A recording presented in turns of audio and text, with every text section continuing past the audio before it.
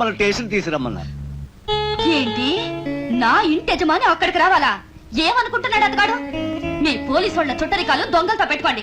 అంత అవసరమైతే అతగాడిని ఇక్కడికి రమ్మని చెప్పు. ఆగో, వచ్చేదేదో ఈ బుడబొక్కల బట్టలేసుకు రావద్దని నేను చెప్పానని చెప్పు. బాగా చెప్పానా? వెళ్ళు. ఇదిగో ఆ చెప్పట్టుకెళ్ళు. బతికాడు. నీ దెబ్బకి అసలు ఆ ఎస్ఐ బట్టలు వేసుకోకుండా వస్తాడేమోనని నా అనుమానం. లేకపోతే నిన్న అక్కడికి రమ్మంటాడా? ఇదిగో నీకు రోజు చెప్పాలా? ఆ కంచంలో నేను తింటానుగా, అడిగేస్తావేంటి?